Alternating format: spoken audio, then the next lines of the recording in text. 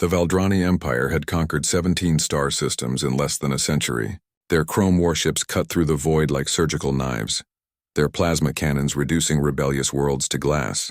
They were methodical, efficient, and utterly merciless. But they had never encountered anything quite like humanity. Aaron Vale was 13 years old when the Valdrani came to Earth. He remembered the sky burning, the screams of his neighbors and his mother pushing him into the evacuation pod with trembling hands. "Run, Aaron, run, and don't look back."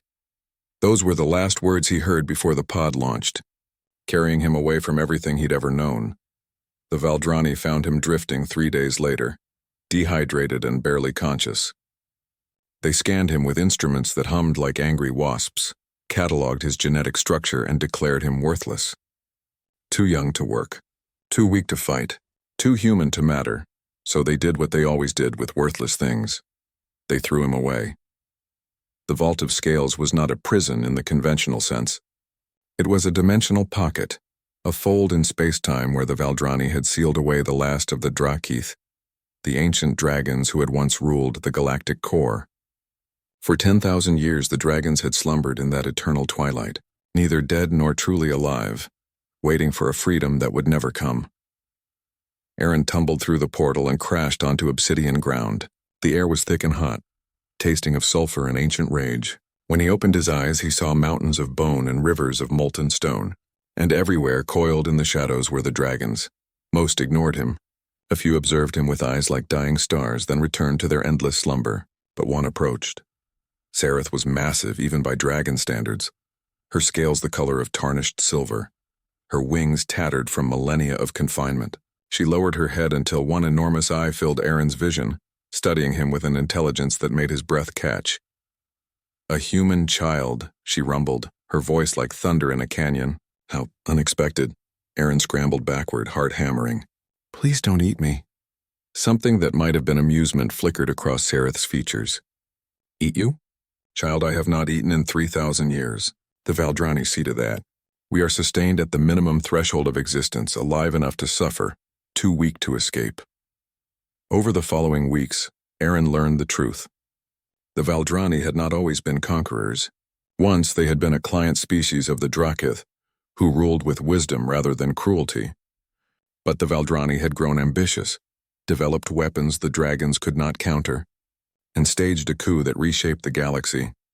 Sareth taught Aaron the old ways, how to read the quantum currents that flowed through the vault, how to sense the dimensional barriers that kept them imprisoned.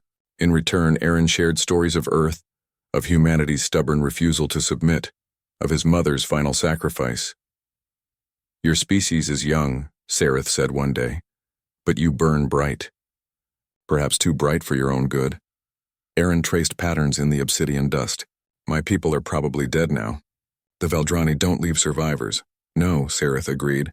"They are thorough. But they made a mistake with you." "What mistake?" The dragon's smile revealed teeth like guillotine blades. "They threw you into a prison with teachers." The dimensional barrier was a masterwork of Valdrani engineering, a quantum lock that required specific harmonic frequencies to open. Frequencies that only Valdrani technology could generate. Sareth had been studying it for millennia, understanding every nuance, knowing that knowledge was useless without the right catalyst. But humans, Aaron learned, had something dragons did not: adaptable vocal cords. It took 6 months of practice, 6 months of Aaron learning to modulate his voice in ways that should have been impossible, pushing his larynx to produce frequencies that made his throat bleed. But humanity had always been good at doing the impossible when survival demanded it. The day came when Aaron stood before the barrier. Sareth coiled behind him, every dragon in the vault awake and watching. He opened his mouth and sang not a song exactly, but a mathematical proof expressed in sound, a harmonic key forged from human flesh and dragon knowledge. The barrier shattered like crystal. The Valdrani never saw them coming. Why would they? The vault had been sealed for 10,000 years. It was as permanent as gravity, as certain as entropy. Then 300 dragons poured out of nowhere, led by an ancient silver queen and a human boy who had learned to breathe fire. The chrome warships burned.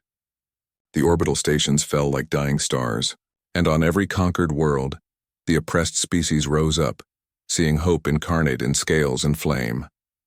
Aaron stood on the bridge of the Valdrani flagship, watching their emperor kneel before Sereth. The dragon could have killed him with a thought, torn his entire species from existence. Instead, she looked at Aaron. "What would your people want?" she asked. "What would your mother choose?" Aaron thought about the screams, the burning sky, the evacuation pod. He thought about hate and what it cost to carry it. Then he thought about his mother's last words. "Run and don't look back." Maybe it was time to look forward instead. "Justice," he said finally, "not extinction. Make them rebuild what they destroyed. Make them serve the species they enslaved. And if they refuse—" He met the Emperor's eyes and the alien flinched from what he saw there. "Then we remind them what humanity learned the hard way, that predators can become prey." The Valdrani rebuilt. Under dragon oversight and human determination, they transformed from conquerors to caretakers. It took decades and not all of them survived the transition. But those who did learned a valuable lesson that echoed across the galaxy. Never underestimate the young. Never assume the powerless will remain so. And never ever throw away a human child where dragons sleep. Because humanity doesn't just survive in the darkness. They learn. They adapt. They make allies of monsters and turn prisons into proving grounds. And when they emerge, they don't just change their own fate.